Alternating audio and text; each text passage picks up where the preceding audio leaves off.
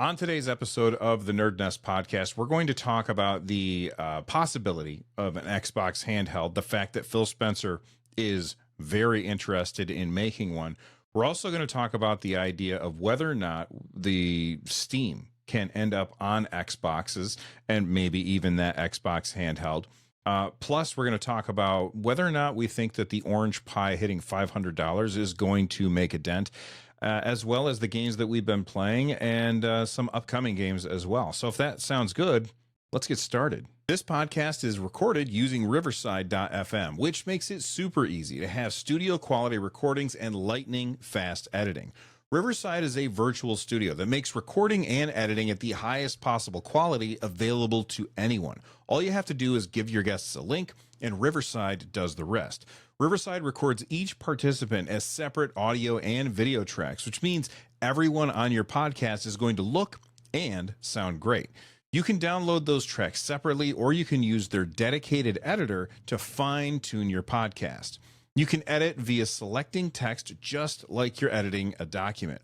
Riverside also has tools to improve your audio quality. They use AI to focus on who's talking at any time, and they bring in new features all the time. I've used so many different tools for podcasting, but Riverside is essential. It makes everything easy so that you can focus on your show and not the process. If you want to know more about how you can use Riverside, then check out the link in the description. But for a deep dive on Riverside.fm and how I use it to make the NerdNest podcast, click on the top link in the description. Hey, everybody. Welcome back to the NerdNest podcast. I'm Bill. I'm joined today by Russ and Carrie. And I got to say that Carrie has been willing this thing into existence. He's been talking about this for a very long time. He's got 5 of the 6 Infinity Stones that he needs so that he can snap, and then Phil Spencer will give us the Xbox handheld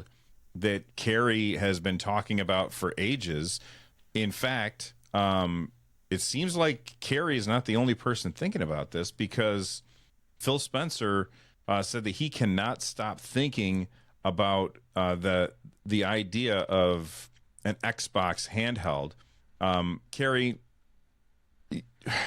like, you keep talking about this. You talk about the idea of the Xbox Series S as the reason that it could work.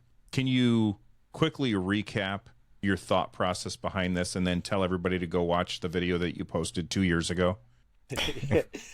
So this is I first made this prediction 4-ish years ago. This is when the Series S just came out, like they were just launching, and someone made a topic on Resetera, the forum, gaming forum. They're like, "Do you think that they should have made a more powerful Series S?" And I was the first one to post that. I said, "I believe this is a Trojan horse for things to come," and I saw it as a handheld, but only because I've been so deep in handheld space for so long, and I've been like tracking how performance was against different GPUs and stuff, and equating what teraflops were. And even though like Vega at 6 teraflops and RDA2 at 4 teraflops is completely different, the reality was that every way that we looked at Series S looked arbitrarily low, like calculated low. And I was looking at that, I was like, that doesn't make any sense. Like, I could see you could just upclock these. There's no reason for that clock to be so low. You can have the exact same chip and just boost clocks on the GPU and have better performance, but they don't. So it's like, well, why would they do that? And it's like, oh, it has to be for doing like low power stuff. Now, obviously, they also use that in the cloud interface as well, because they can do more cloud Series S instances in the cloud. So it helps them there, but it also helps them in the handheld. And the things that I was basically explaining was the videos are over, it's like a year old now, and I was more or less explaining AMD Halo Strix. So this is AMD Strix Halo, and this is essentially everything that I was saying. So we need 256-bit wide memory bus. There's implications there that a lot of people don't really like. Everyone's like, oh no, that part's going to be like 50 watt. And I'm like, I guarantee you we'll be able to take this lower than 50 watt and a lot lower. And not only that, when we push it at 10 watt and like cap memory frequencies to its low power state, we're still going to be able to take advantage of that double bandwidth to equal the same amount of bandwidth that's on the Asus RG Ally and all these other things today, but at half the memory power. And because those have a shared clock domain with the memory controller on the package, that where the CPU and GPU are, that gives you more power for the CPU and GPU. There's lots of benefits. It's just that it costs more. It costs more, and there's other things. So that's one of the reasons why you wouldn't do it. But Microsoft makes their own custom APUs, much like how Sony does. Like they have custom Zen 2 CPUs and custom RDNA 2. It's not even full RDNA 2 on PS5. And even with the PS5 Pro, we're getting like little bits of RDNA 4 in there, things that no one even knew was possible, like BVH8. And it's like, oh, that's cool. No one knew that was in there. So you look at all these things that Microsoft can do outside of what AMD is doing, because all of AMD's chips, typically, we're getting laptop parts. We're getting stuff that's destined for a laptop. So it has a bunch of CPUs, and for what it's worth, it has a bunch of GPUs as well. But basically all this comes down to, when you look at it and when everything was coming down, when I had made the video a year or so ago, the 7840U was just around the corner, and I had someone give me some numbers on like how much the CPU is doing power-wise, because believe it or not, the CPU is our biggest problem. You would think that the GPU is the biggest problem, but it really isn't, because the CPU, we could solve things on the GPU side by just going wide and slow. You could pay for it, right? Like if you just made wide silicon, look at the Apple M3. Right. I mean, you look at the Apple M3, it's like they made they made a monster chip. And they're just like, when someone buys an M1, they're like, do I even need an M2? Do I even need an M3? They made such a good chip that people are even questioning if they need to upgrade. That's how good of a chip that they made, right?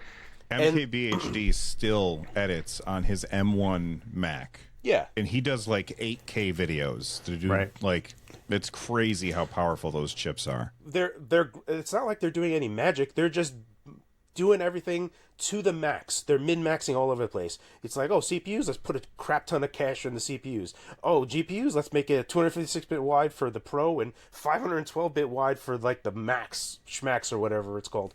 They went crazy. And as a result, it's an unbelievably great chip. This is like more along the lines of what we can do, and typically AMD doesn't want to do this, nor does Intel, because why would AMD want to do that? Why would AMD want to sell you a fantastic chip today, because then you're not going to want to upgrade next year, right? It's from a business perspective, it's not good for them. But with Microsoft, if they make a separate chip that's for gaming only, AMD doesn't care. It's like, oh, that's not going to be used on PC. So that's what the whole basis of my thing was, is that Microsoft is in a unique position with what they did with the Series S to work with AMD and use all of AMD stuff, like 3D V-Cache, wide and slow, 256-bit memory controller minimum, all of these things, all of these components are there. They have been there. And looking at where the CPU was, and even talking about Zen 5, I was like, they can do it. They can make this a reality. So your video essentially, and what you just said, is showing how it is possible that Microsoft could essentially cram an Xbox Series S into a handheld. Yep. And this is what Phil Spencer actually said about this. He said, I want my Lenovo Legion Go to feel like an Xbox. I brought the Legion Go with me to GDC. I'm on the airplane. I have a list of everything that makes it not feel like an Xbox. I got that same Forget list. about the brand. What's that, Russ? I got that same list. Yeah, exactly. And he lists off all of these things. And they're the same things that we have been talking about for ever since we started getting these Windows handhelds after the Steam Deck came out. We're like, do this, do this, do this. And essentially, he's saying, hey, I brought my Legion Go with me on the plane, and there was a lot of things about it that I didn't like. And if anybody's in a position to make these things, these pain points that we've been talking about essentially since the ROG Ally came out, he's the one that can do it. Yeah. He says, I want to be able to boot into the Xbox app in full screen, but in compact mode, and have all of my social experience there. I want it to feel like the dashboard of my Xbox when I turn on the TV, except I want it on those devices. Now, it seems to me like he's saying, well, I want to redo the UI for these other devices. not necessarily that they're making new hardware, although there is more in the article later on where he talks about that. Russ, what do you think about what he says here? Yeah, I agree with you. I think he's talking more about making the Windows experience more like Xbox, as opposed to I need to put an Xbox in a handheld. I see two things happening. Like there's two kind of potential like forks in the road here. The first is they make an Xbox handheld where it literally is an Xbox Series S, but with like a handheld component to it. And I think like for me, that's very interesting. I'd love to be able to just boot into my Xbox, be able to play my Xbox games that are on there that I've already purchased for my Xbox years ago or whatever, and then also have Game Pass right then and there. That'd be amazing. And just have like an Xbox experience on a handheld. That sounds great. But if they can make a Windows handheld that also gives you that Xbox experience, because maybe they update the Xbox app to make it still feel like that, but then I also have my access to Steam library, then that's like double the handheld right there. Because not only can I play all the games that I purchased on Microsoft and Xbox and all that over the years, but all my Steam library too. And I'd love to have both of those. Like I want my cake and to eat it too. An Xbox handheld would be great, and I think there are enough Xbox fans who can really benefit from that ecosystem. But holy crap, a Steam handheld and an Xbox handheld in one would be amazing. It would. And he says, this is from the Polygon interview. They said Spencer described two approaches to making Xbox available on handhelds, the hardware versus the software approach. As he said, he has strong feelings about what a handheld Xbox device should feel like, but also recognizes, having learned from the console business, that players may choose brands other than Xbox. And for those players, he wants to improve the software experience too, for people who have, say, the ROG Ally or the Lenovo Legion Go, like that kind of stuff. Or any other number of Windows-focused handhelds. Carrie, if you were going to choose, like if you were in charge for the day, what would you prefer? An actual dedicated Xbox handheld or better software? You can only have one. I can only have one. Better software for the Windows handhelds that we already have to make them like an Xbox. Oh, easy. I want an Xbox handheld. You know, no really? question. Yeah. I didn't think you were going to say that. Well, because the reason is because I can do a bunch of things myself on Windows side that I don't need Microsoft's approval for. I can't go ahead and make a custom SoC with AMD and spend billions of dollars to make something. But I do have some control over the Windows operating system to kind of make something into something that I want. That's a bunch of work, but as a community, they have been doing stuff. You have Play Night, you have a bunch of other stuff. There are things that you can do. I'm not saying that Microsoft doesn't need the Windows side to do this. They do. But that's a separate thing. Worst case scenario, we have already been dealing in that situation and trying to make it better overall. I'm not saying that they don't need to do it, but in the scope of things, right? It's like look at the GPD Win Mini, the new one that came out, the 2024 edition. GPD got rid of the Oculink port on the back and replaced it with a USB-A port. I'm upset at this. Lots of people are really happy about this because they're like, oh, great, USB-A is back. And I'm like, we can make a USB-A port from USB-C, guys. Like, it's an adapter, it's a dongle that costs 12 cents. I can't make an Oculink port on the back of this thing. Like, I don't have a spare M2 slot anywhere. Like, think about what you're trying to change here. Like, that's the problem. So for me, it's more about, in one hand, I can't do anything. I can't fabricate that. On the other hand, I could at least exert my will onto the Windows operating system or anything to make something happen. And that's the difference that I is like, if I can invoke my own will on it and I don't need I'm not bound by a third party to like make something make something happen, then that's why it's an easy choice for me. Just because there is an avenue somewhere where the community can get something done there. That makes a lot of sense. Another thing that Phil said, which I thought was far more interesting than the handheld conversation, which surprises me, is he talked about getting other stores onto the Xbox itself. So, you know, you boot up your Xbox and you obviously have the Xbox store, but sitting next to it, you could also have the Epic Games Store. You could also have the Steam Store, and it basically would turn an Xbox Series S or an Xbox Series X into a PC. that could play all of these games. Because, I mean, at its core, the Xbox operating system is Windows, right? Like, it is a Yeah. Windows operating system that's just essentially been skinned and optimized to just do certain things. So putting those stores on there and then playing those those non-Xbox games on an Xbox system, I can understand how, from my standpoint as a consumer, that sounds really good, but I don't understand why Microsoft would want to do that, because they don't get any money if I buy a game on Steam, and that's almost always where I'll almost always spend my money on Steam. Why would they want to do that? I saw a lot of people saying that it made sense for Microsoft to do this. Russ, do you think it makes sense for them to introduce other stores onto the Xbox? You made me think about a couple things, but one is I don't see it unless they're taking a cut, and I don't think that would happen either. And so I'm not really sure what's going on there. And when I buy a game, like say I'm looking at a Steam sale, whatever, I also go onto the Xbox and PlayStation and see what they're selling for at that moment as well. Mm-hmm. And so I kind of like make a decision based on, okay, I got my 3 options here, and based on all the data that I have, which place am I going to buy it? And so like Jedi Survivor, the latest Star Wars game, I bought that and I ended up buying it for the Xbox because I had heard that the PC version was kind of buggy and it was a good sale on the Xbox. So that was a time where I had to choose between the 3, and I chose Xbox that time around. And so, yeah, it makes it a lot less sense if they're going to be on the Xbox buying a Steam game that you're going to be playing on the Xbox. Microsoft's not getting any of that money.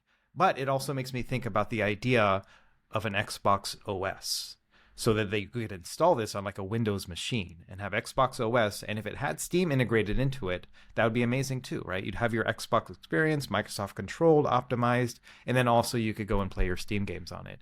That's almost the counterpart to Steam OS, as opposed to trying to make things work on Windows and configuring it like Harry mentioned, like having an Xbox OS that ran PC games through the Windows interface and compatibility layer and all that stuff, but then also you could play Steam games on it. That'd be awesome. What do you think about that, Carrie? Do you see a bonus for Microsoft if they did that kind of thing? Him saying that out loud, I don't, because Phil Spencer does sometimes says things out loud. As we all do. Yeah. I mean, it's a thing that would be nice, right, to have. But let's say that they do come out with an Xbox OS, right? That's going to be something that they have to now support. How far do they support it? Is it going to be supported like Windows is on a whole bunch of different hardware, and they have like a separate branch for that? I have no idea how that would be handled. Xbox OS is slightly, I mean, it's still Windows kernel that's running on there, but it is running in a hypervisor. So you boot in to the hypervisor, and any game that you run is technically in a VM. So they're like isolated. So it's try to like security reasons and a bunch of other things of what they're trying to do there. They extend IOMU and all this other stuff so that it still has full capability of all the hardware, but they virtualize pretty much everything. It's one of the reasons why, how like Quick Resume works. They just dump the whole thing into RAM from the disk and just load it back up and start it right back up again. So it's one of the things that they can do. So would Xbox OS basically be this? It'll be like Windows kernel, they have the hypervisor, you're doing all the other stuff, but now it's plus, right? Now you're in a world where it has to do Win32 applications. Does Xbox OS have that? I don't know. I haven't done anything in there. I know that WA and WP, UWP, this is, their Microsoft's new APIs for their latest stuff that's on the Windows Store crap. Everyone still loves Win32, and that's why Steam, no one has a problem on Steam, really. Like, you get a game, you install it, it installs. On Xbox, because people like read and go on YouTube and it's like, make Windows faster, and it like just disables a bunch of telemetry, disables a bunch of crap on Windows, and Game Pass and Xbox are using those services, and it doesn't tell the user. It's like, I am not installing, and it's like, well, what the hell? This sucks. And yeah, it does suck, but there's lots of reasons for this, right? So At the one hand, to answer your question, I think it would be good. I just don't know how they would get to that point. There's a part here that I want to try to get to, which I can almost see Phil Spencer's vision ultimately of what he's trying to accomplish. And you have to think of it in terms of what even Fortnite's doing now, because Fortnite adopted what Roblox is doing. Have you ever seen Roblox? Have your kids ever played Roblox? Have they done anything? My kid only plays Roblox. That's like only thing he plays. He'll go and like kind of deviate into Steam for a bit, but then he'll kind of retreat back to Roblox again. And when you look at Roblox, there's just a bunch of experiences that games that you can play, right? Just rows and rows. Mm-hmm. And I think of Game Pass like Roblox. Like Game Pass is your experiences that you're gonna play, right? Like you have this big list of stuff that you can play. So I almost feel like Phil Spencer is trying to get to that point, which is like, the Xbox console isn't doing very good, and they're trying to leapfrog into some other position and trying to like co-opt what PC gaming is, because everyone's big on PC gaming right now. I don't know. It's a tough question to answer. I don't know how they would get there. I don't know if they would allow Steam. They might do Epic Games, and they might do Ubisoft, and they might do who else is there? GOG. Yeah, I don't even think they'd do GOG. I think they would do BNet. BNet's already there. Like you can already, like Diablo 4. You get on Game Pass, it links into your BNet. So you're looking at some type of translation layer that's happening there right now. Yeah. Will that happen to Steam? Will it happen to GOG? I don't think so. But to like Epic Game Store, yeah. To Ubisoft, yeah. So that's where I think like you're gonna have that delineation. I don't think we'd have Steam. Yeah. Well, if it happened, go ahead. Another counter argument to my own like idea is that an Xbox OS sounds great from a user perspective, but it also would basically eliminate emulation, like because you wouldn't be able to like install Emulator and stuff unless there were UWP apps specifically for that. And there are a few, you can play them in dev mode and stuff, but that would take away some of those nice benefits of having a Windows handheld, the desktop environment and stuff like that. Anyway, no, that's a really good point. The thing that Phil said exactly was subsidizing hardware is more challenging in today's world. It might seem altruistic. I don't know that it's growing the industry. So what are the barriers? What are the things that create friction in today's world for creators and players? And how can we be a part of opening up that model?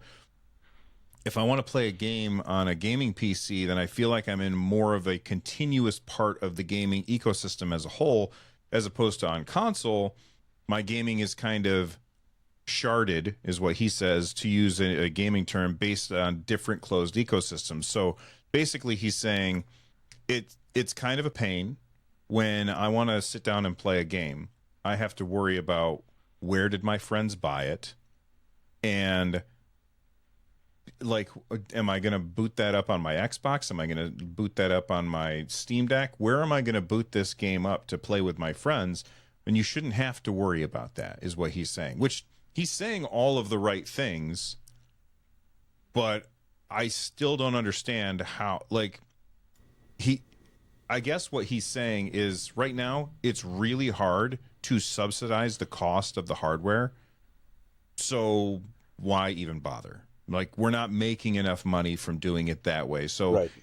We need to find other ways to do it. And that's kind of the same thing that I can't remember his name, not Jim Ryan, but the other PlayStation guy had said. Basically, it's just too expensive to try and lock everything down. So we gotta be able to put our games on other platforms. And in this case, most of the time it's the PC. But I just thought it's super, like, the Xbox story. These stories this week have just been absolutely crazy.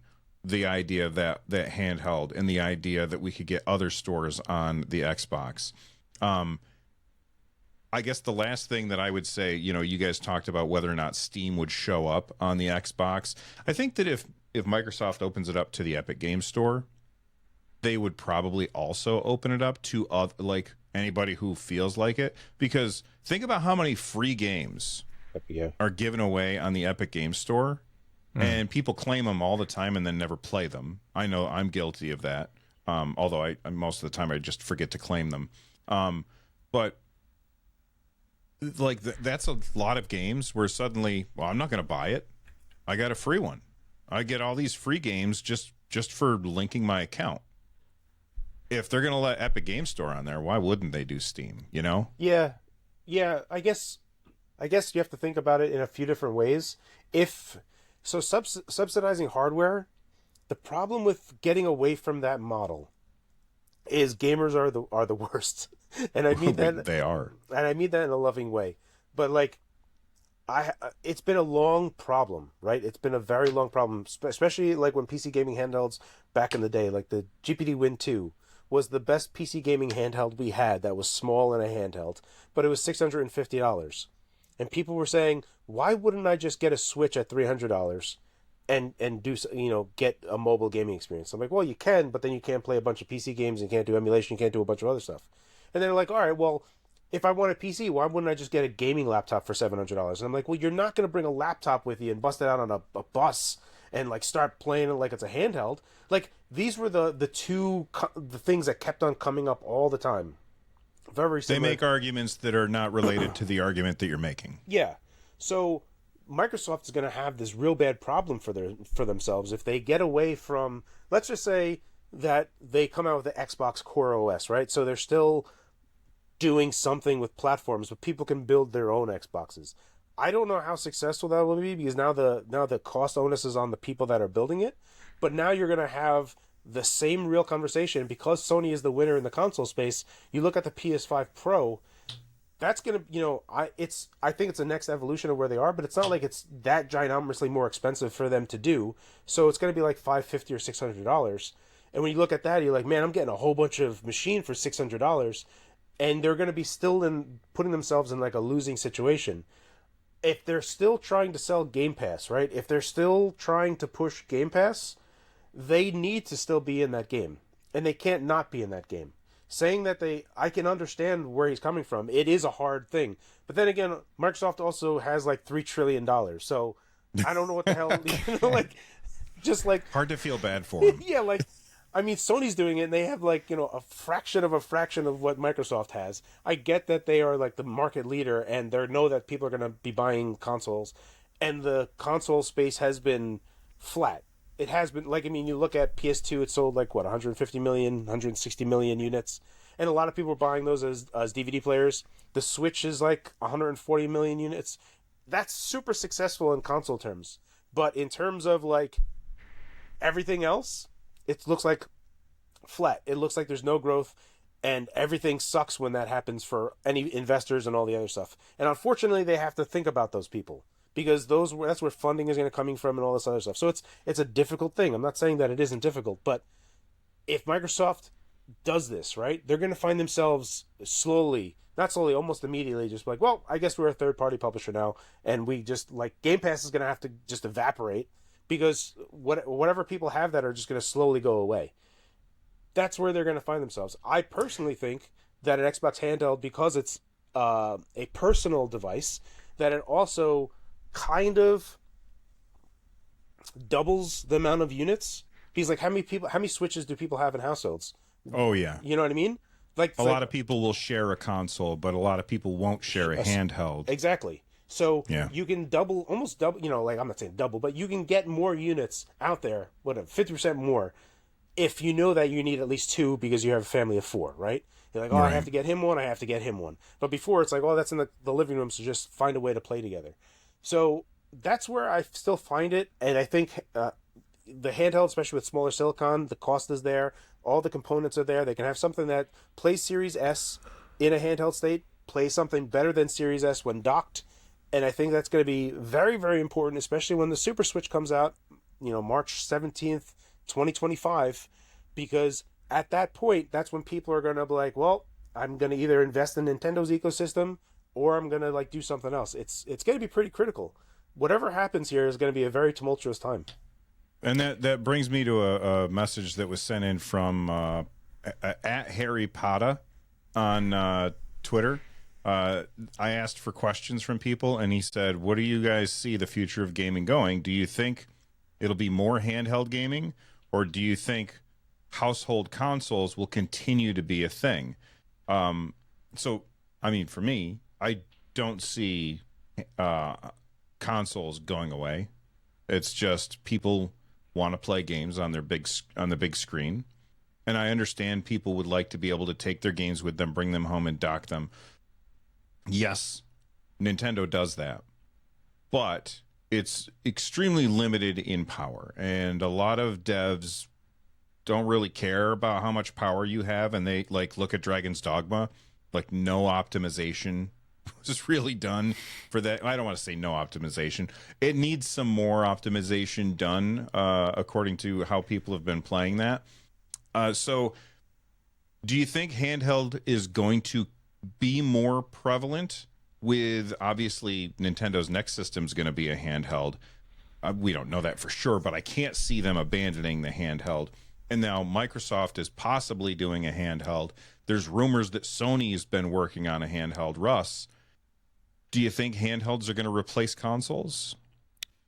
No, I don't. I don't see that being a replacement factor. And I don't know. Like to be honest, like I don't know if there's going to be an Xbox handheld, like what Carrie's talking about, where it sounds great. Like the idea is there, but does it move the needle for Microsoft or for Xbox in general? Like just having it as a handheld platform, I would put them in third place among the consoles right now, just by sheer volume, right? Nintendo sells a bunch of Switches, and I think that between PS5 and Xbox, the PS5 is obviously the winner. Does this move the needle for them? I'm not sure. And I'm not sure if just changing it into a handheld is going to be a significant change at that point. I still see, like you were mentioning, Bill, I think people still want to have home consoles.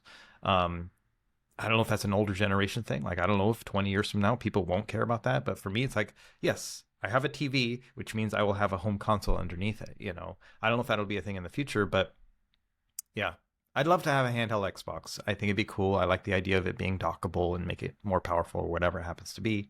But yeah, I don't know if it's a disruptive enough element to really actually make any sort of difference. What would you want more, a handheld Xbox or a handheld PlayStation, Russ? Man, that's a good question. I think to be honest, I don't really care about a handheld PlayStation.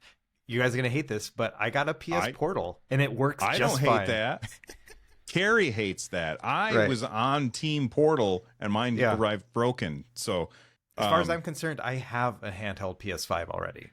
Like, it works that well. Like, I don't mind it. You know what I mean? And so, yeah, I don't really need a handheld PS5. I love the idea of a handheld Xbox, though. Like, the idea of something that can play on its own, play my Xbox games on its own. And man, if they open up that Steam store, it'd be crazy. Anyway. Yeah. Well, let's move on to other handhelds that we know are coming. Specifically the Orange Pi Neo, which is a Linux gaming handheld. And the price is actually pretty decent. This comes to us from Gaming on Linux. Liam says, after being revealed early in February, the upcoming Orange Pi Neo will come with Manjaro Linux. It has a price, and there will be multiple versions. Starts at $499 with a Ryzen 7840U and an 8840U for $599. The first thing that I thought when I saw this, I think I tweeted at Carrie, and I was like, is there any reason to get the more expensive version of this? Because the 8840U doesn't offer that much more performance over the 7840U, and I could save $100. This is completely opposite from what I said when you look at the Z1 Extreme versus the Z1. You know, like I was like, I can't imagine getting the Z1 instead of the Z1 Extreme because the price was only $100 more. But, Carrie, what do you think? 8840U version or the 7840U version? Yeah, there's no reason to get the 8840U. At the current moment, there isn't, especially if you were planning on using Linux on this. There's zero reason at the current moment. Someone had made mention to me that there is some Proton stuff to do wine layer HAGs, hardware accelerated GPU scheduling. So there looks to be some type of work on Linux side to kind of translate whatever that would do from Windows to Linux. The only reason that HAGs is enabled on 8840U, as far as I can tell, and not on 7840U, is AMD shenanigans. And the only reason that they're doing it is because of AFMF and FSR3 benefit from HAGs.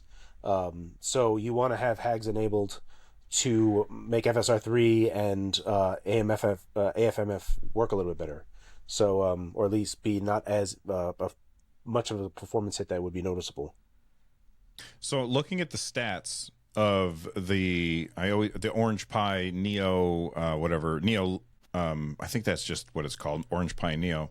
It's got a 7-inch screen, 1920 by 1200, 16 by 10, 500 nits of brightness, and 120 hertz refresh rate. So Russ, that's fantastic for black frame insertion if you're playing some retro games. It's got 16 or 32 gigabytes of RAM. It's got Hall triggers. I'm assuming Hall sticks as well. Hall sensing sticks as well.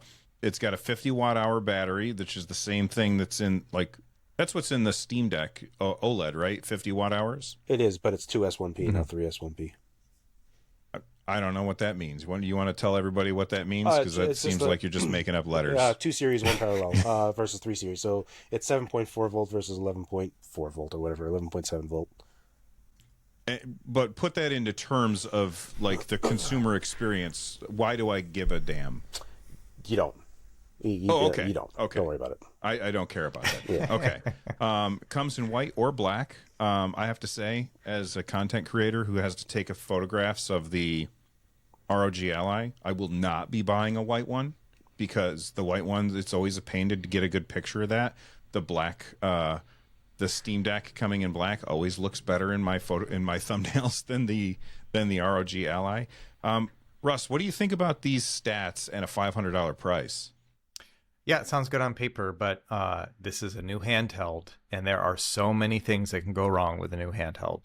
One little thing, joysticks, triggers, buttons, you know what I mean? It can ruin the experience. And so at that price point, yeah, it does sound good, like what you're getting bang for your buck.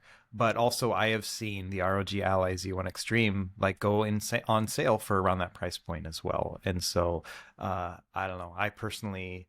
That's a known quantity. I know the good and bad with that one. And this has got a lot of unknowns to it. And so I'm not getting excited about it just yet, but hopefully I can get my hands on it and see how it goes. The whole Linux part of it is interesting. You know, the idea of that it running on Manjaro Linux and all the things that can kind of come from that. But I don't know. Am I going to be able to am I going to be able to play Destiny 2 on it? Like, that's a big deal for me. And so, and so that's one of those things for me is like, I like specific games as well, so I like the openness of Windows, even though I have to deal with all the jank that comes with it. And so the Linux thing is interesting, but it's not a huge seller for me, especially with the Steam Deck existing. So I don't know. Do you think the price point puts any pressure on the Steam Deck? I mean, the Steam Deck comes in at $499 as right? That's the cheapest one, right? $499 for the OLED model. I think it's $550 for the OLED model. I can't remember. Like $425. I mean, I don't remember. It's not funny. We don't know how much a Steam Deck costs. Yeah, I know. all these other handhelds are way more expensive than the Steam Deck, unless you're getting the most expensive version of the Steam Deck. Yeah, it's $550. So. $550. So this is OLED, much closer. OLED, yeah, so this is cheaper than the Steam Deck. Of course, I don't think that's not an OLED display. Yeah, you can get that's something to keep. You could get the LCD model for $400, the Steam Deck LCD model for $400. But if we're talking OLED, right? Like, obviously, people are going to want that. But yeah, you can still get a cheaper Steam Deck. But yeah, it's you look at the price. Right, so here's the thing that always gets me, and it's something like AYN always does and shit. And I was going to bring them up too. Yeah, it's like you start looking at these companies, right, and you're like, man, you guys are getting really razor thin margins, right? And you're not going to sell that many of these. I know AYN sells a lot, considering that they're still in that same space of like Chinese handhelds, but they're still in the realm of 5-digit unit sales. They're not breaking multiple hundreds of thousands. They may be lucky if they get 100,000. So if you're looking inside of that space, right, when their margins are super low and Orange Pi is not an unknown quantity, if they come out with lukewarm reviews, like let's say those touchpads, which are just mouse touchpads, the software to make that work in OS side, Linux side, doesn't work like trackpads do on a Steam Deck, that's like dooming the thing from like the get-go. It's like, well, yeah, they kind of work, but they're kind of janky and they don't feel as good as everyone's gonna be like, well, that was a fun little deviation. I'm gonna go back to a Steam Deck now, because that seems like one of the few things that it kind of checks all the boxes for a lot of people. Whenever I would say there's this thing coming out, people are like, yep, but it doesn't have trackpads. And I'm like, oh, all right. So when I saw it have trackpads, I was like, well, good luck, guys, because they're doing their whole thing. Because I talked to some people there, and they are using an IC that will emulate a 360 controller. So it's 360 plus plus. So there's a bunch of stuff going on in the background to make all this other stuff happen. But when you go to Windows, the controller is just the 360 controller to Windows, and then those touch things are just basically two mouse touchpads. So there's no software on Windows side to get those working well. And how they work on Steam Deck is completely different, right? Valve does their whole entire thing, and this is completely different.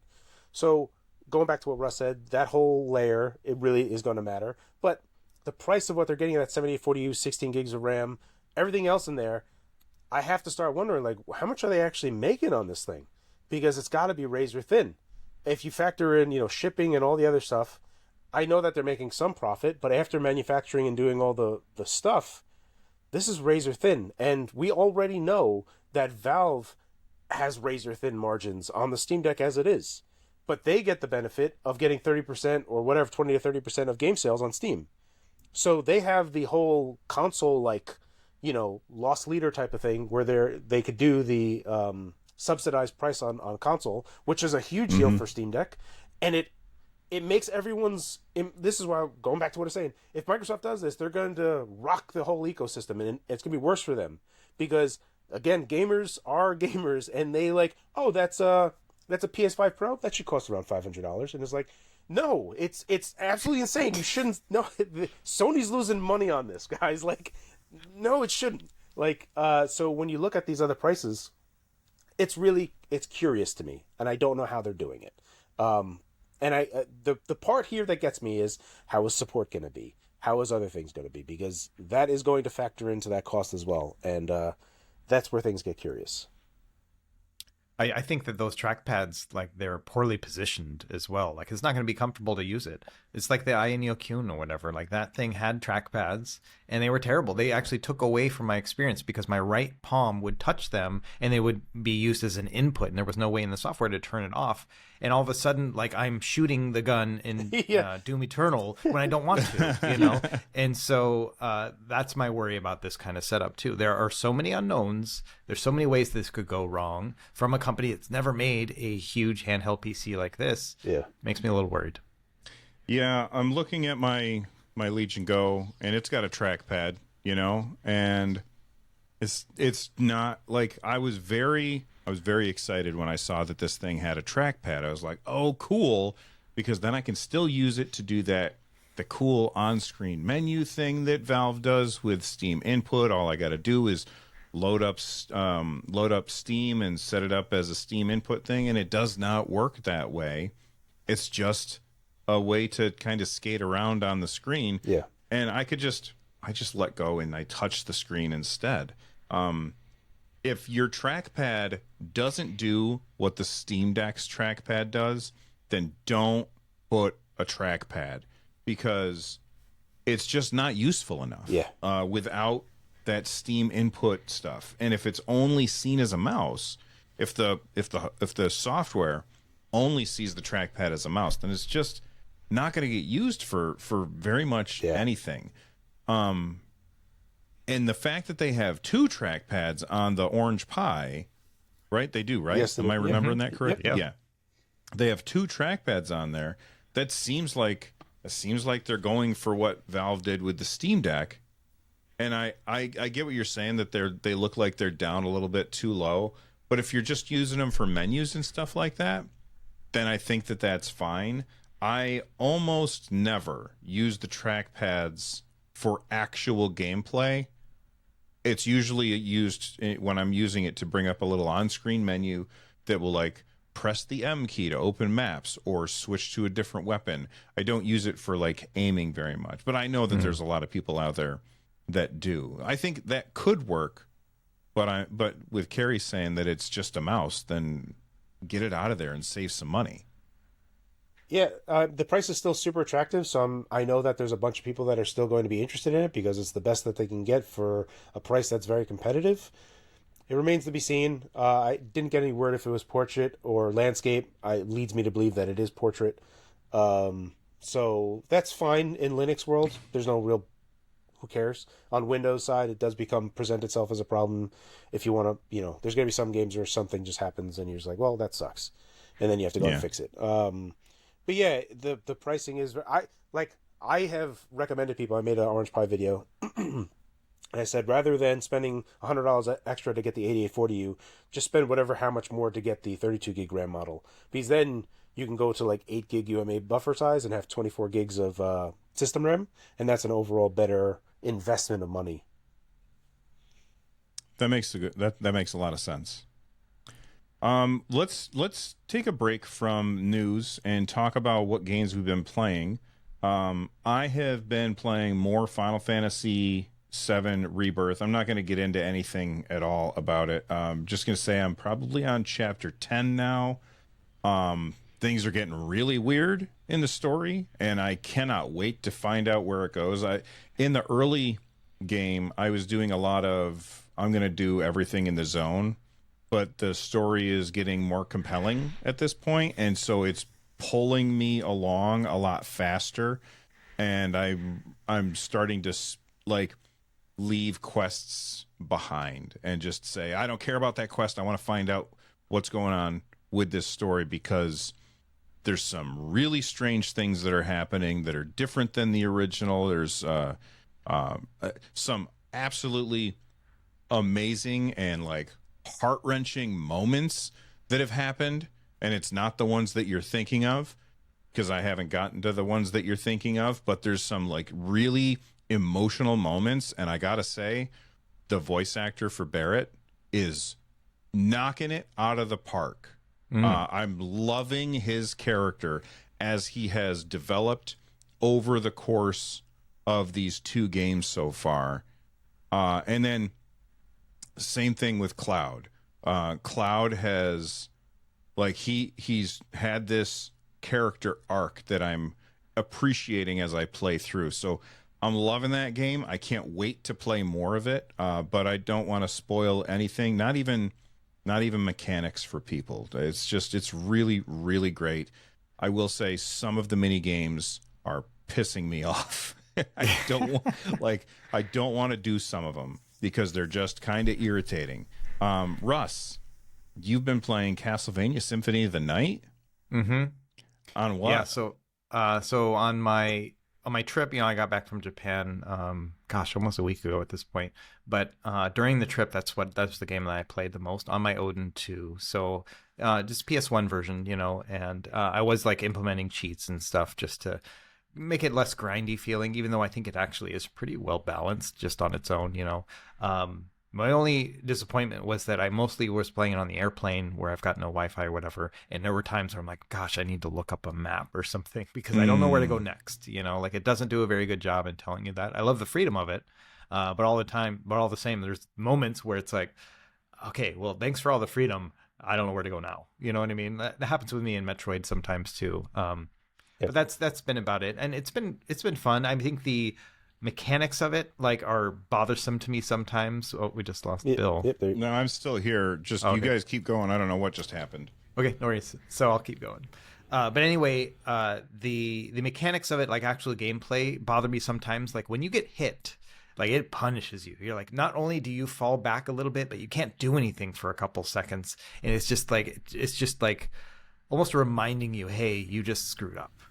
And we're gonna make you feel that for a little bit, and so that's hard for me, is getting past some sort of enemy every once in a while. Those cheats definitely help for that, but otherwise, yeah, it's been good. I haven't played it. The last time I actually played it, or the first time I really played it, was on the Xbox Live Arcade when it came out. That was the first game I actually got for the Xbox 360 when I first bought it in 2006 or so, because I had saw a friend had been playing it at his house, and I was like, okay, I'm going to get an Xbox now, and I'm going to play this game because I've heard about it, and and so that was the first Xbox game I played, and I think the next one was Orange Box or something. But Yeah, so I've been Wow. having a good experience with that. The second game I've been playing is actually Final Fantasy VII Remake on my ROG Ally when I got back home. And so one interesting thing is that like I've been super jet lagged. Like today is probably the first day where I feel like I'm back in a normal state. And so I've been like laying in bed and like playing games just to kind of hope that I would fall asleep. And I've been choosing to play Final Fantasy VII Remake on the Ally because I was like, well, it only gives you about an hour and 15 minutes of battery life. That'll be perfect. I'll be asleep by then. And then obviously I don't fall asleep. But you know, one of the things you brought up, and I think it's a great point about that game, and then I'll stop talking, is the new updates to Final Fantasy VII do provide so much more character development than before. I think that in the previous versions, you know, there's definitely some character development happening, but it's all based on basically, you know, the sprites moving a little bit and then some text. And it's really the text that you're following. It's like almost reading a book at that point. Here it's the opposite. You know, there are many unspoken moments in Final Fantasy VII Remake where I feel like there's a connection or I'm learning something about a character.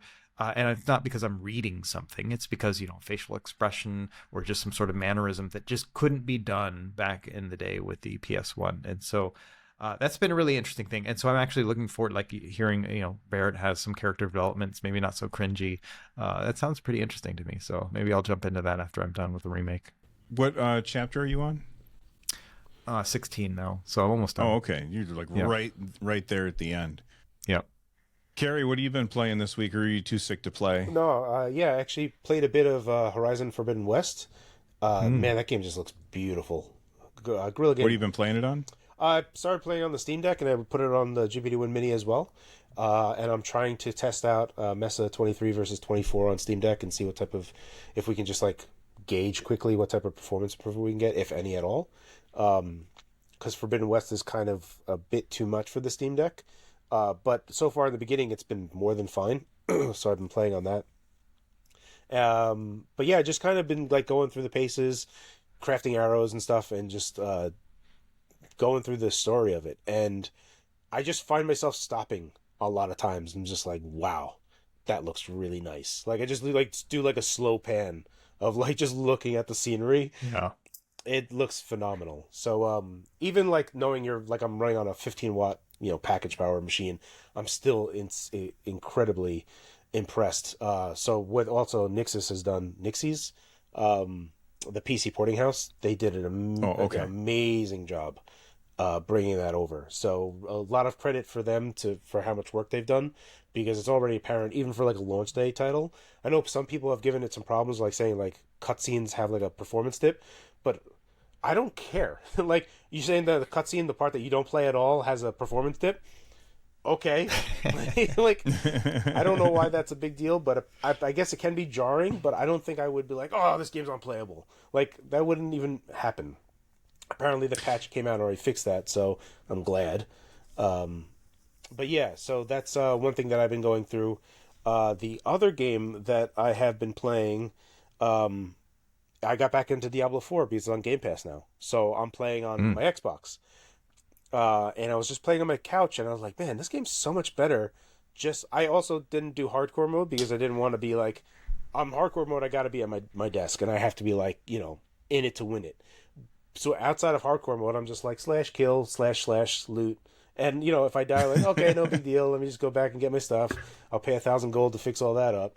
And it's like such a zen game to play, which is juxtaposed against how gory the game is. I was like, and it's like / murder, mayhem, and I'm just having a ball with it. Just unplugged myself.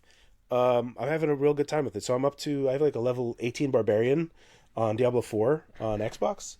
I loaded up my level 62 Necromancer hardcore mode, and it like popped 3 achievements immediately. It's like, congratulations, you had a level 25 character. Congratulations, you have a level 50 character. Congratulations, you have a level 50 heroic character.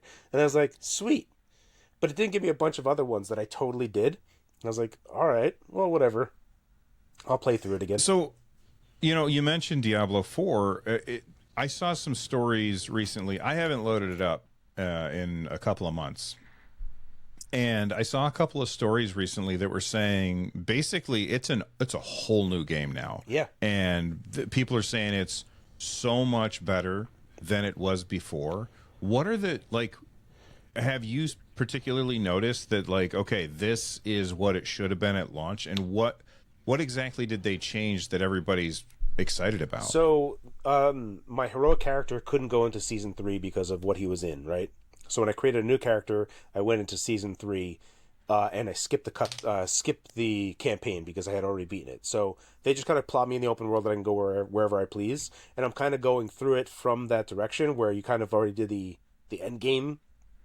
You skip through it, and I am noticing that there are more events that are taking place that are going to your battle pass and whatnot, but there's just more stuff going on. So it's not just the get the oobles and like the red circle type of thing, or it's not just those like few events that they had, but it's another layer or two of other events going on that are going to your season rewards. Outside of that, I mean, it's pretty much that, but I'm finding that I really liked Diablo 4. I liked playing Diablo 4. I just kind of stopped playing it. And now that it's on Game Pass, I'm playing it again. And it really I have to bring this up one more time. Now that Diablo 4 is on Game Pass, I am seriously wishing I had a real gaming phone, because I would totally play Diablo 4 on Xbox Cloud, like on my phone, just to like get wherever I'm going, just like level up and just do whatever. I would definitely do that wherever I am. Let me get some Diablo 4 on my phone and just Xbox Cloud this. Yeah, it's made me wish for a real gaming phone even more. But those are the two games that I've been playing. Jeff Gertzman posted this over on Threads related to BattleNet and being related, like linking your Xbox. He said, "Oh gosh, I did the whole connect BattleNet to Xbox Live thing you need to do to play Diablo 4 on Game Pass. And now it launches the BattleNet client every time I launch the Xbox app on my PC, even though I decided not to install the Game Pass version of Diablo 4. Super messy." That is like, yeah.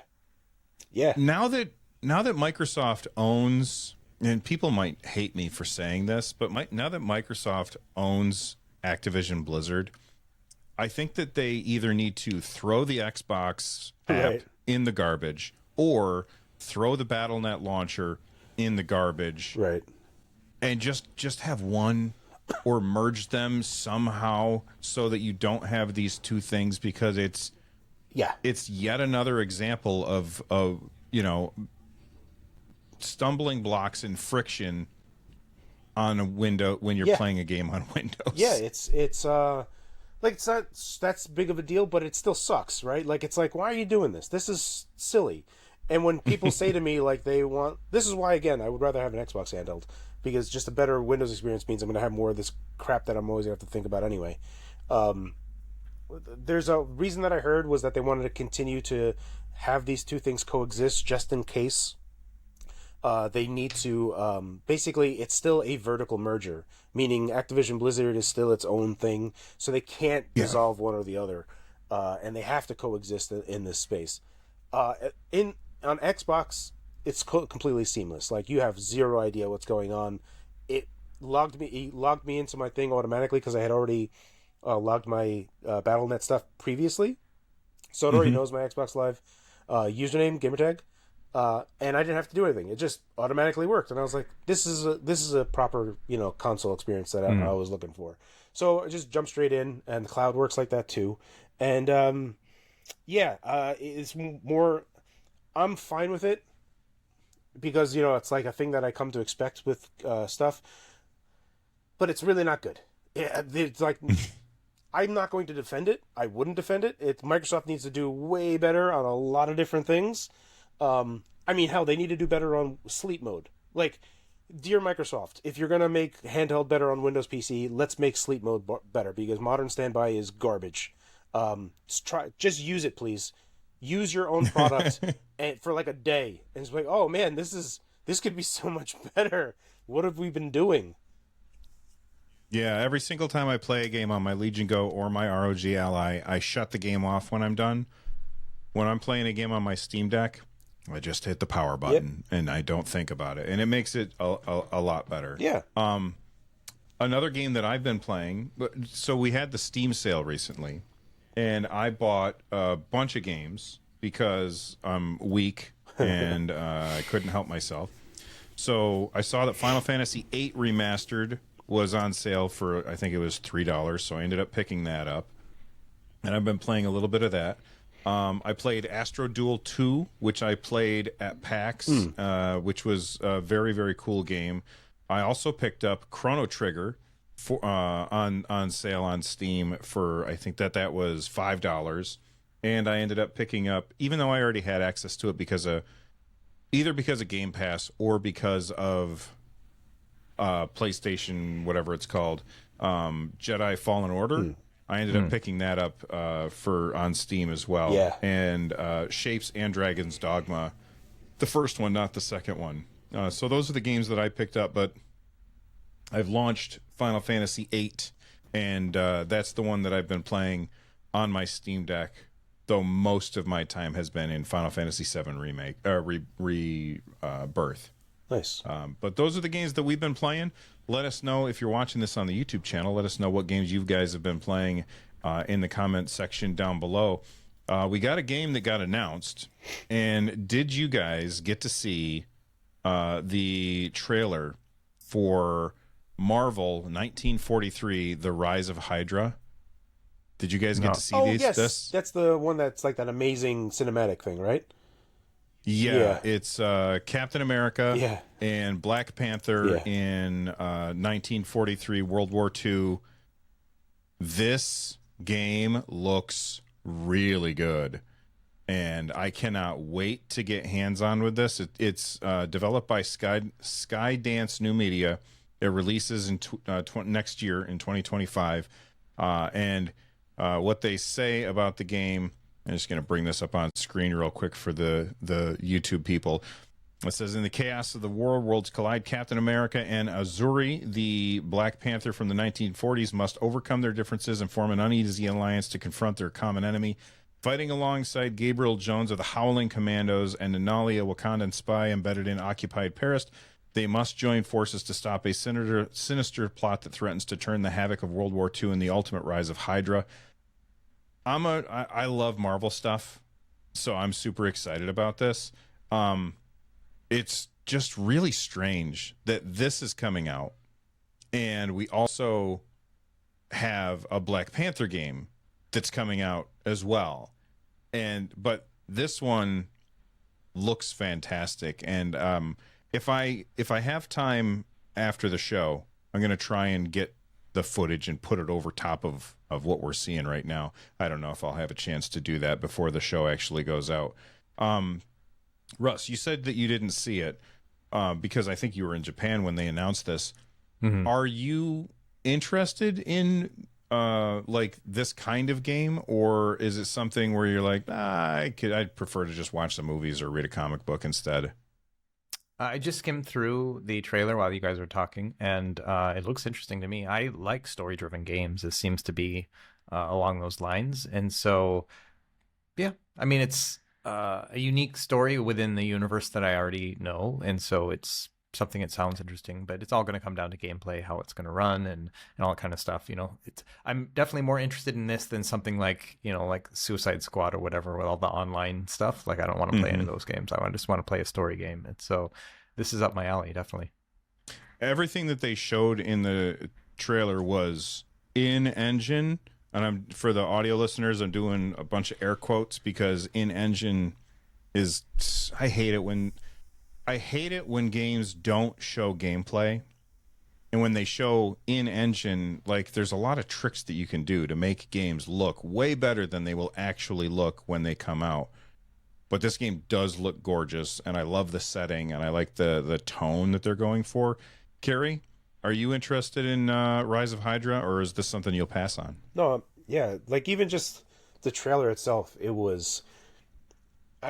I'm pretty big. It's gonna sound stupid, but lip syncing in games and voiceover is such a big thing to me. So when they get it right, I'm like, again, this could be just like in-engine stuff where it's just a cutscene that we're looking at. But even just taking the time, because sometimes when you look at, like, remember when, like, Mass Effect, I think Andromeda came out, and they were just talking, and it's just like, you know, their mouth is just moving, and they just have these weird facial animations. Like, how did this pass? Like, I get it that it was hard, but, like, for me, that's been, like, the barrier.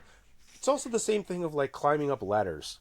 Like when you have a character that's climbing up a ladder and they're actually holding onto a ladder when they're going up, rather than just kind of making this like climbing ladder animation and it's just going up.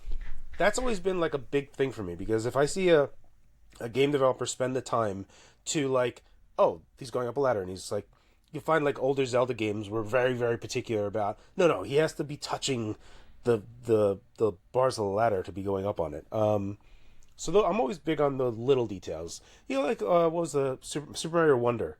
Just like all the little details that would the game. Oh yeah, that type of stuff is stuff that I love. So it's like when I saw the presentation for it, I feel like they're going the extra mile. So if they're going the extra mile, this is something that I need to be paying attention to, because anything that goes the extra mile is worth time.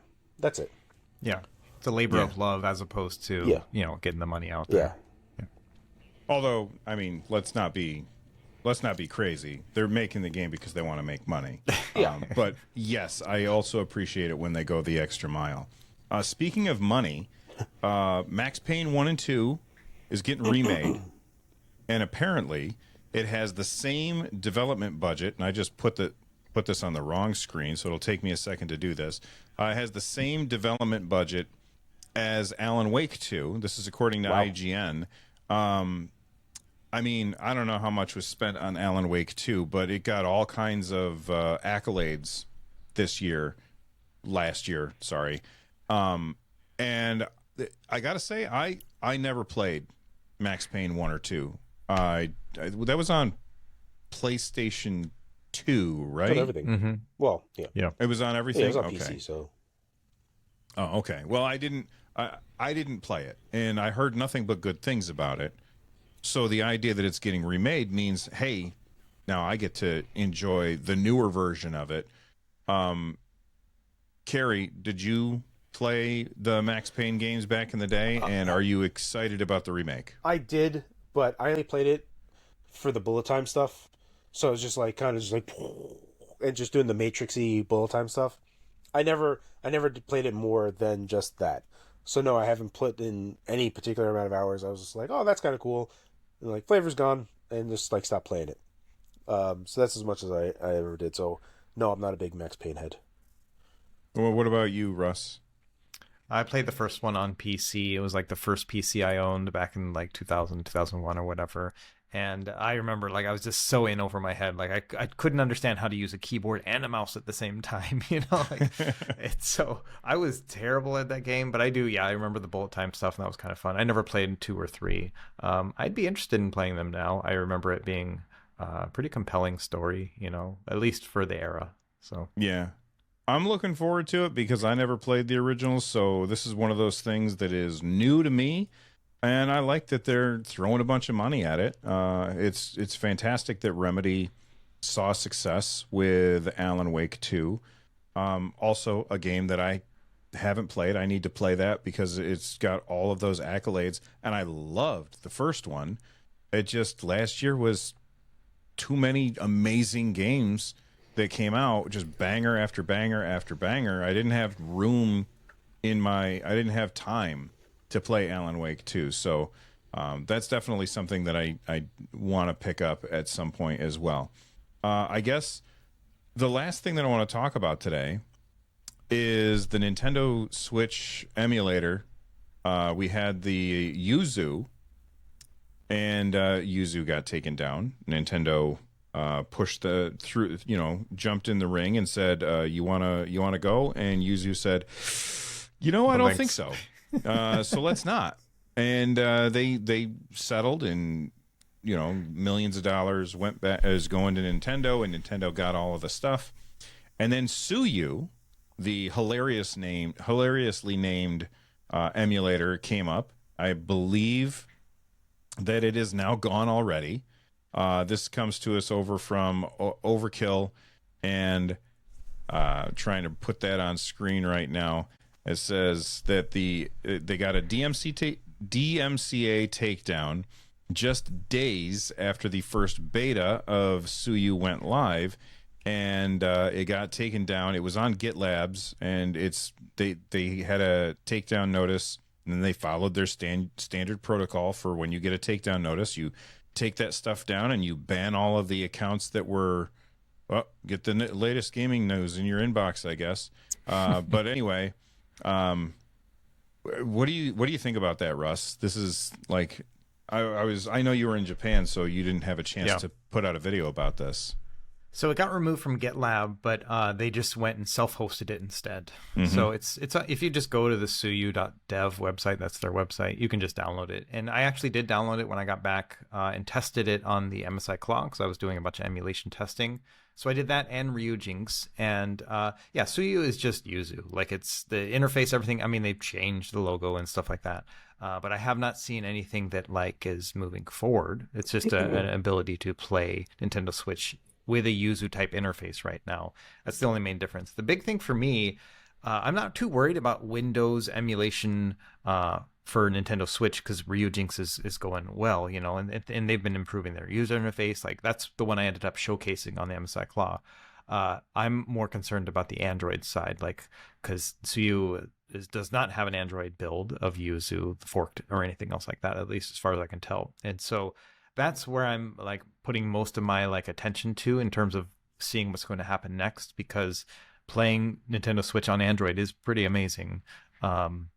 So yeah, Suyu's neat, but I'm just going to kind of wait, and I probably will continue to show Ryujinx over it until we see some sort of development on the Suyu side that really kind of pushes forward. Because like we mentioned before, there's a big brain drain that happened when all the Yuzu devs stopped working. There's a bunch of people who knew how to emulate Switch who no longer are working on it. And so no one can just pick up that torch and then move forward overnight. Like, it's going to take some work. And so I got my money on Ryujinx at this point.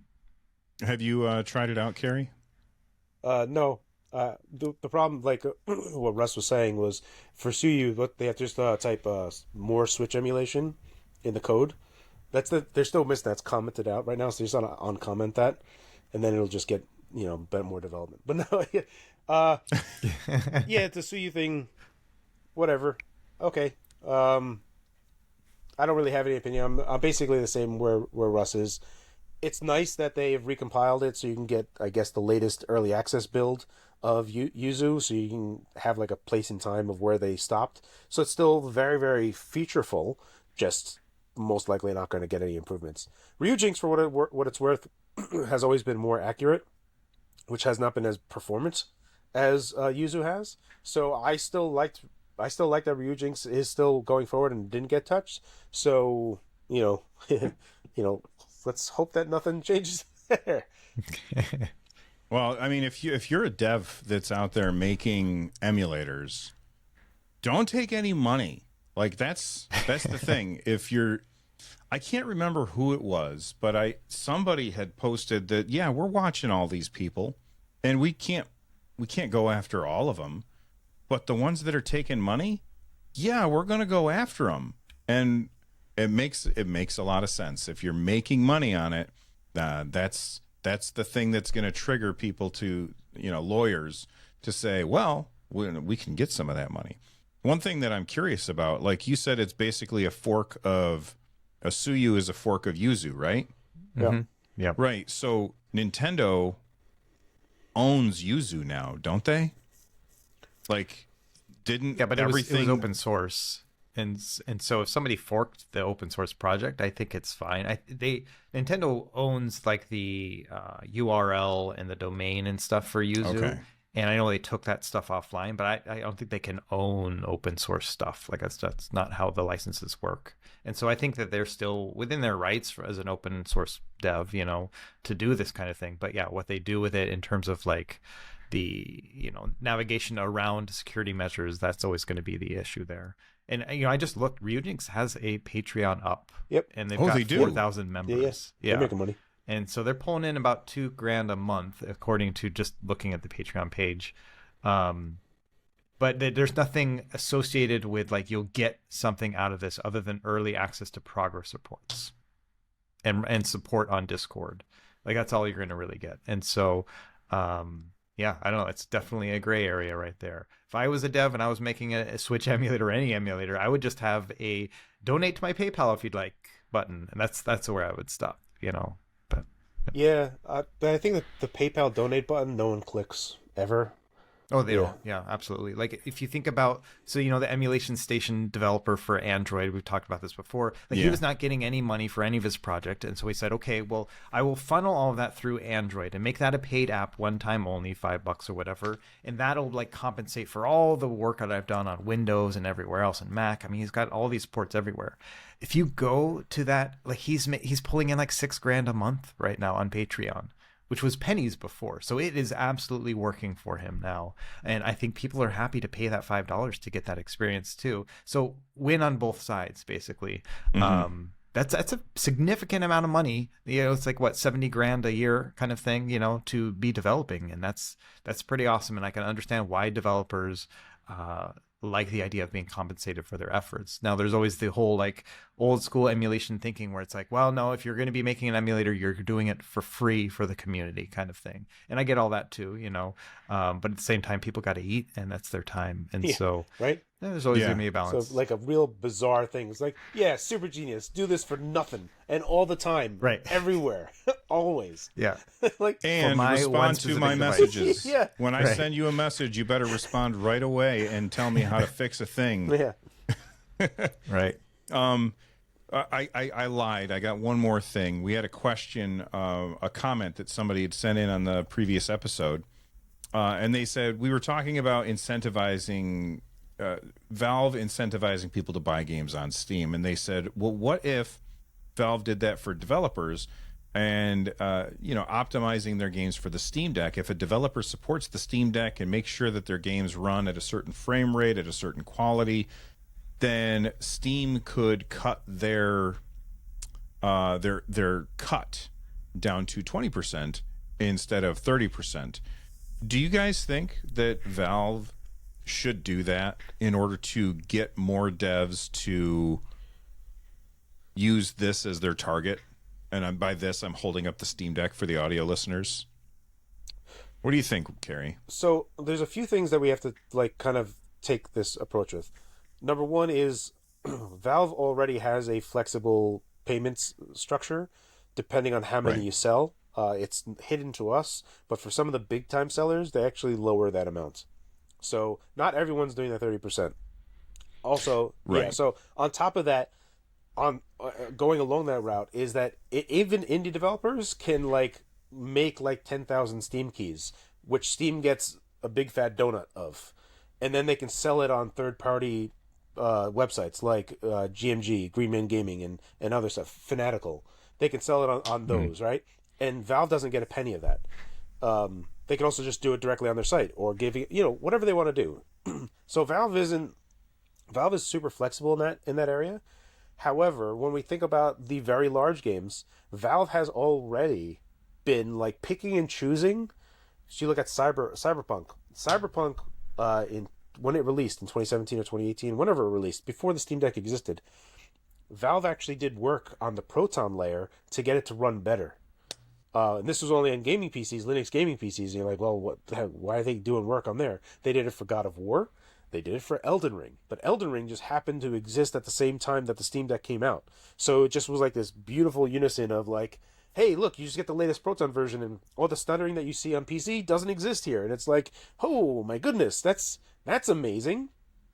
And even to this day, I actually have to double check this, but even for like a year or two after Cyberpunk came out, if you like doing the benchmark was like a clear indicator that Proton and all the other stuff, all the enhancements that Valve had done was way better than where Windows was on the same hardware. You would see like frame pacing issues on Windows, and it's just a clean line on Steam Deck and SteamOS and Proton.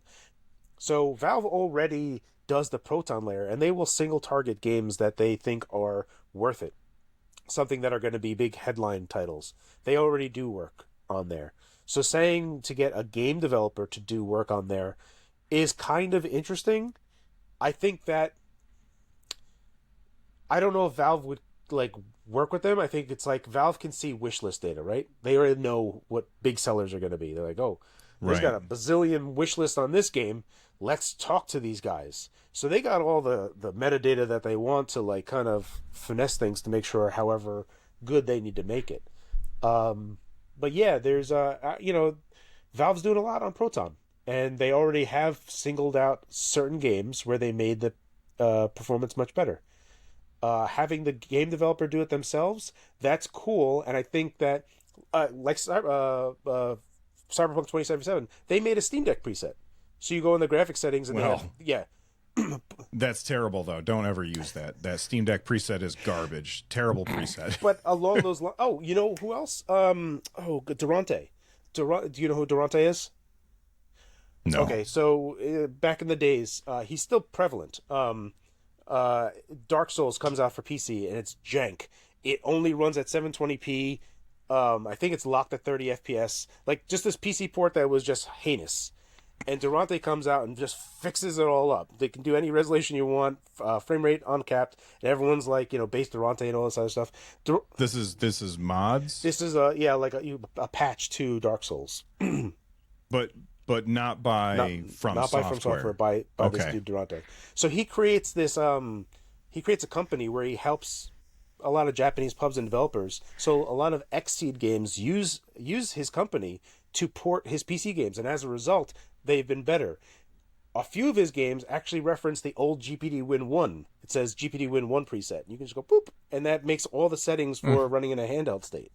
So that is something that I think is still worthwhile, is something that's like, handheld. Just saying something that says handheld, right? As a preset. Now, I'm saying the Steam Deck preset on Cyberpunk could be better, but just coming to grips that handhelds are PCs are going to be a thing, making a preset in your game is something that I think you should do, like, going forward. Yeah, and if Valve said, okay, you guys get a 5% bonus that you're not paying us if you make that handheld preset and it results in a good experience on the Steam Deck, who decides what a good experience is obviously up to Valve. Russ, do you think that they should do that?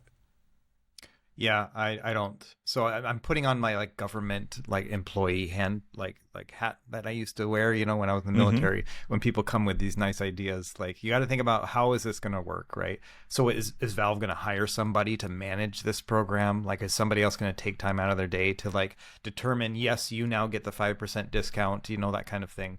And then are other people going to game it so that they get the discount where they're not actually making it a better experience? Those are all the things that'll happen just as a result of human beings being part of a program. That's just what we do, right? But I would caution to say that just let the market figure it out. So think of it like accessibility features in games, right? When a publisher and a developer really takes the time and makes really good accessibility options, when that first started coming out, people were praising it to the point where it then started becoming its own norm, right? Where people were like, this is the Incentivizing is the positive exposure that you get for doing it, and also making it more accessible for other people to play your game. Yeah, and so, it became like a category at the Game Awards too. Right, exactly. And so that's what I would like to see, is that the market itself, just everyone kind of picks up on it and be like, man, that was awesome that they made that handheld preset. I hope more games do it. And then devs hear that and go, oh, and then they start doing it. You know what I mean? Let the market itself kind of push it, as opposed to trying to incentivize it, because that's just going to make the management of it just a pain in the butt. And so that's what I would like to see, is that the culture kind of starts to accept it, and then we start to see that just as a norm when it comes to gaming. Well, big thank you to John Miranda 4587 for sending in that question. I appreciate that. And that's going to do it for this episode of the NerdNest podcast. I recently posted a video about my time at PAX. Carrie and I were in that video. We had I had a blast at PAX, even though I messed up my knee. If you want to know more about that, watch the video. Carrie, did you post a video from PAX, or did you just... I have shorts that I posted, which were PAX Day 1, PAX Day 2. They went on... okay. My wife helped me do it for Instagram and TikTok as well. And I am still working on a generalized my favorite games from PAX East. But I just have this stuff that I need to get ahead of right now. It's building up on me, and other stuff is getting shipped to me. So that's getting on the back burner, so that might come out a bit late. But yeah, I have done shorts already. All right. Do you have a video that's coming out this week? I did 3 videos this week, which is unusual for me, especially with how busy I was. So what I did, the last video I did was on the Orange Pie, and I also did one on the Ugreen NES, And I also told you an Xbox handheld was possible. So those are 3 videos that I did. The next video that I have, that I'm hoping will be Monday, is the latest GPD Win Mini 2024 review. A big fan of it. I mean, bless Asus for making a handheld, because that's basically what they're using. They're using Asus's panel, their display panel, in it. So I get all VRR. It's a native landscape display, and I just set it to 10 watt, and I don't care. I don't care what the frame rate is. It's like, all right, let VRR sort it out, and everything looks smooth, and I just don't give a darn. So yeah, it's great. It's everything I wished for like 5 years ago. Very cool. Russ, you got a video coming out this week, or you're the other one that you posted yesterday?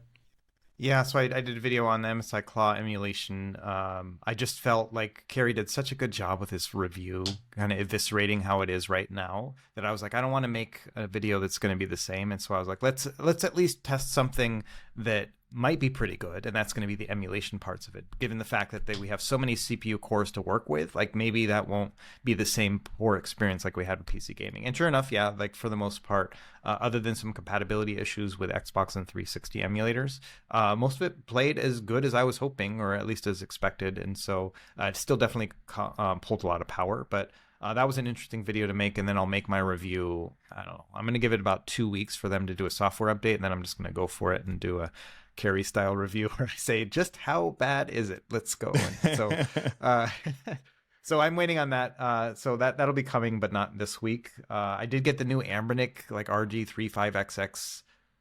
What do they call this? 2024 model. So it's not the Plus. It's not the regular one. It's the regular one, but with the Plus's chipset and no other upgrades, and it costs more. So this is the one that doesn't have Wi-Fi. No Wi-Fi, no Bluetooth, smaller battery, and it's got a D-pad that's not so great. And so I finished filming that. I'll probably put that out tomorrow. But it's the only way I can think of it. The only reason they made this is because they ran out of chips for the original one, but they had extra shells. And they're like, what are we going to do now? And so they put the new chip in the old shells because they have to get rid of inventory, and they expect us to just not notice. And so, so I'll do a video on this. It's, as you can imagine, it's not going to be super positive, but I always got to cover every Emmernic handheld because it's just part of my channel. And so, so I have that. And then I'm not sure after that. I, like Kerry, I've got a stack of things that I need to review, to the point where I'm like actively like feeling bad for some of these companies because I'm not hitting my deadlines, where I was like, yeah, send me the thing and I'll review it. And then I'm not doing it. And so I got to get back to some of that stuff. And then maybe some software videos too. And if you guys are looking for a video about like how I put together the podcast, there's a link down below that'll take you to that video, by the way. It's on my other channel, which is just about content creation and stuff like that. But I hope you guys all have a fantastic day, and stay rad, everybody. Bye-bye. Bye-bye. Bye, guys.